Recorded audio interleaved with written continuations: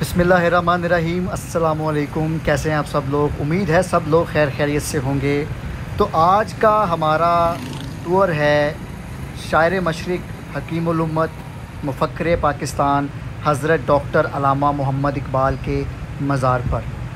तो अभी मैं निकल चुका हूँ उनके मज़ार के लिए। तैयारी मैंने पूरी कर ली है और ये मैं उन दुश्वार गुज़ार अंदरून लाहौर के रास्तों से गुज़र रहा हूँ, क्योंकि शॉर्टकट वे से ही हम पहुँचेंगे हज़रत डॉक्टर अल्लामा मोहम्मद इकबाल। ATM मैंने कर लिया है और अब मैं निकलूँगा। ये रोड है शीश महल रोड, जो कि बिलालगंज से निकलता हुआ बिल्कुल हमें आज़ादी चौक वाले रोड पर मिलवाता है।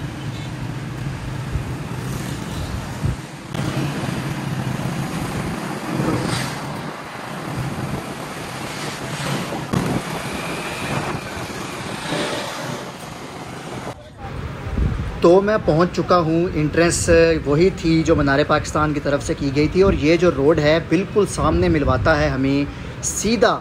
वो सामने बादशाही मस्जिद है और मेरे बिल्कुल बाएं जानिब है मीनार पाकिस्तान, और ये बिल्कुल ये रोड सीधा मिलवाएगा हमें हज़रत अल्लामा मोहम्मद इकबाल के मज़ार। ये मेन इंट्रेंस है जो कि शाही कला को और हज़रत अल्लामा मोहम्मद इकबाल के मज़ार को भी जाती है, और साथ में हमें बादशाही मस्जिद से भी ये मिलवाती है। ये मेरे सामने शाही कला का मंज़र है और वो सामने आप देख रहे हैं बादशाही मस्जिद है, और उसके बिल्कुल बाएं जानिब है हज़रत अल्लामा मोहम्मद इकबाल का मज़ार, ये जो सामने नज़र आ रहा है। ये कुछ तारीख़ लिखी हुई है जहाँ पर अल्लामा इकबाल के मकबरे के बारे में बताया गया है। बिस्मिल्लाहिर्रहमानिर्रहीम। तो आप मेरे पीछे देख सकते हैं, ये है मज़ार शायर मशरिक़ हकीमुल उम्मत हज़रत डॉक्टर अल्लामा मोहम्मद इकबाल का। शुरू में आपको सारा इसका तारुफ़ करवाया गया है कि अल्लामा इकबाल के इस मज़ार की तमीर 1951 में की गई, और हैदराबाद दक्कन के ज़ैन यार बहादुर जंग ने इस ज़्यादातर कारीगरी उनकी थी, क्योंकि आर्किटेक्चर जो है वो इनका मुगलिया सल्तनत की तरह का आर्किटेक्चर इसका बनाया गया। क्योंकि इकबाल के मज़ार की जो मार्बल है वो बिल्कुल उसी तरह का ही है जिस तरह का मेरे पीछे सामने जो बादशाह मस्जिद है उसका। इस वक्त मेरे पीछे आप देख सकते हैं 2 पाक रेंजर्स के जवान हैं जो अपनी ड्यूटी पर मामूर रहते हैं, जो अल्लामा इकबाल के मज़ार की रखवाली करते हैं। और गार्ड्स की तब्दीली भी यहाँ पर की जाती है, ख़ासकर 23 मार्च को या 14 अगस्त को। अभी 14 अगस्त आने वाली है, तो उसके सिलसिले में यहाँ पे गार्ड्स की तब्दीली भी की जाएगी। और ये एक बड़ा रूहानियत का मंज़र होता है यहाँ पर आने का, क्योंकि इस शायर से जो निस्बत है वो तमाम मसलक के उलमा इकराम, शेख, मशाइख जो कि जितने भी लोग हैं जो कि तफसीर भी करते हैं, वो इनकी ली हुई बात को लाजमी अपनी बात में लिखते हैं। क्योंकि अल्लामा इकबाल की जितनी भी शायरी है वो सारी रूहानियत से भरपूर है। और उसके बाद अल्लामा इकबाल के मज़ार पर हाज़िरी देने वाले लोग बहुत मौजूद हैं। ये मेरे आप पीछे देख सकते हैं, जितने भी लोग सारे बहुत दूर दराज इलाकों से आए हैं। लेकिन मेरी कोशिश भी है कि इन लोगों से पूछूं भी कि आप लोगों को इकबालियात की तारीख़ का क्या पता है, और इकबालियात के बारे में आप लोग क्या जानते हैं। इस चीज़ के बारे में पूछना भी इनसे बनता है, मगर क्या किया जाए, अगर किसी को ना मालूम हुआ तो फिर बड़े अफसोस की बात है। क्योंकि ये वो रूहानी शायर हैं, और इनकी किताबें, जिनमें सबसे मशहूर किताब बांगे दरा थी, बाले जबरील थी, ज़रब कलीम थी, ज़बूर अजम है, अरमगान हजाज है, प्याम मशरिक़ है, बहुत सारी ऐसी किताबें अल्लामा इकबाल ने अपनी लिखी, जो कि सिर्फ़ इस कौम के लिए या इस नेशन के लिए लिखी गई थी। क्योंकि इस कौम को उस चीज़ की ज़रूरत थी जिसको हम कहते हैं मोटिवेशन। आजकल के दौर में हम मोटिवेशनल लोगों को ढूंढते हैं, और न जाने किस किस कदर के लोग हम देखते हैं, मगर इकबालियात की शायरी को ही सिर्फ अगर देख लिया जाए तो यही एक मोटिवेशन है। याद रहे कि ये वो मोटिवेशन है कि जिसने बरे सगीर पाको हिंद को आज़ादी दिलवाई थी, और पाकिस्तान को पाकिस्तान जो मार्ज वजूद में आया था, वो बरे सगीर के वो लोग जो बिस्तर मर्ग पर एड़ियाँ रगड़ रहे थे, उनको ऐसी दवाई की ज़रूरत थी कि वो अगर उनके रगों में चली जाए और वो अपनी आज़ादी की जद्दोजहद के लिए खड़े हो जाएं। याद रहे कि ये वही इकबाल हैं जिन्होंने कायद आज़म मोहम्मद अली जिन्ना 1932 में सब कुछ छोड़कर इंग्लिस्तान चले गए। अगर सन मुझे याद है तो वो शायद 1932 का ही था। तो उनको वापस लाने वाले और उसके बाद उनको दोबारा फिर एक मोटिवेशन देने वाले वो अल्लामा इकबाल ही थे। बहुत सारे शेर मुझे याद हैं। इनकी शायरी को 10 साल मैंने पढ़ा है अपने एक ऐसे अदारे में जो कि बहुत मशहूर है सिर्फ़ इस इकबालियात के पेश नज़र में, और जो कि बचपन से लेके और मैट्रिक लेवल तक मतलब 10वीं जमात तक वो सिर्फ़ इकबालियात को पढ़ाते हैं, और पूरा एक महीना वो स्कूल इकबाल के लिए ही उसका मौजू रखा जाता है, और जिसमें शायरी, बैतबाजी, तकारीर और हर किस्म का मुकाबला होता है।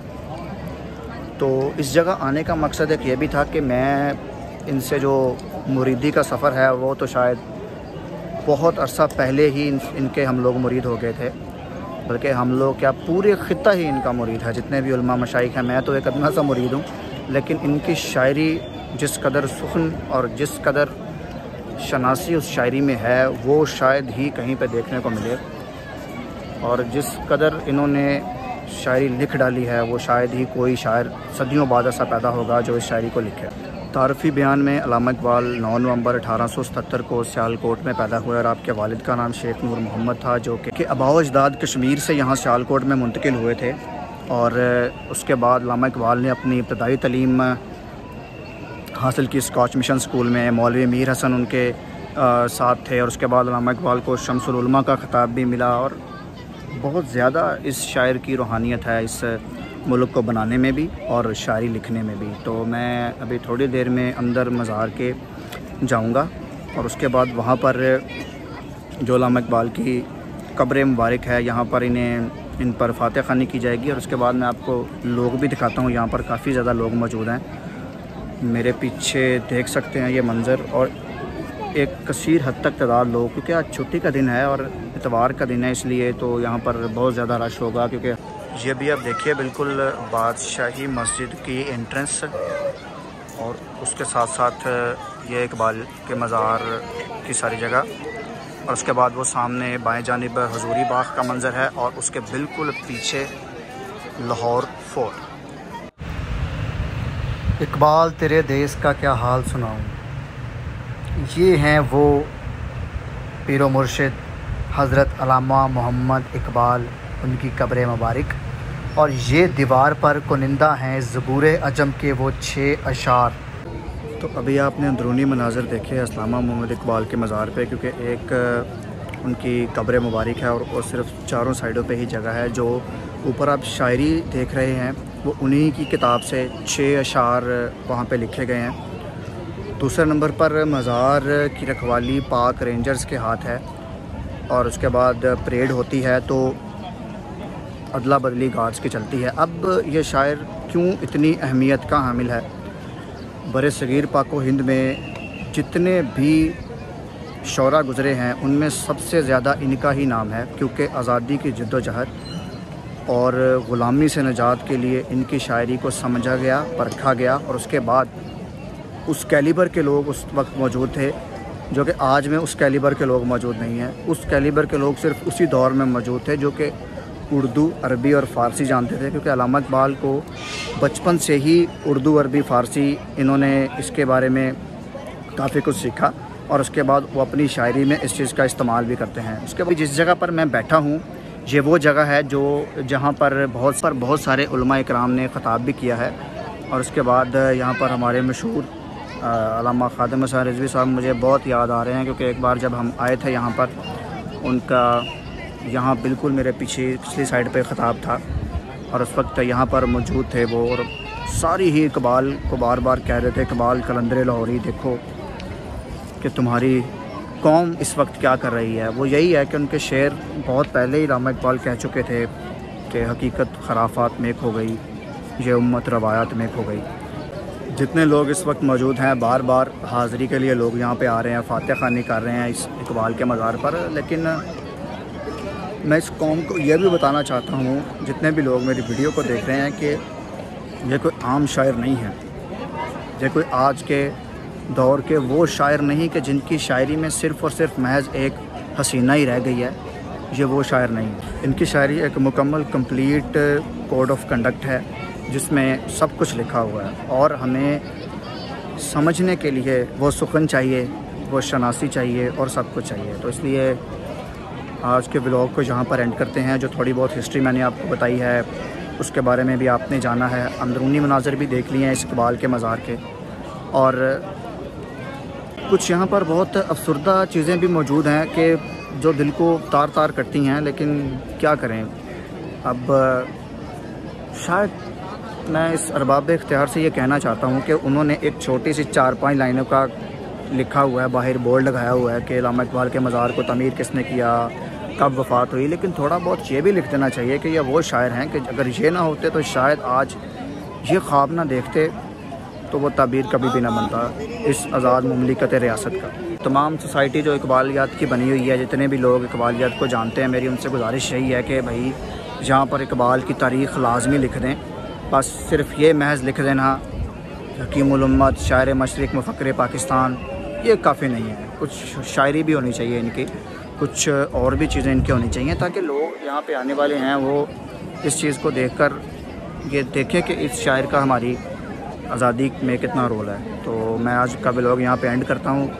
उम्मीद है आपको ये वीडियो अच्छी लगी होगी, तो आप ज़रूर शेयर, लाइक और सब्सक्राइब करें।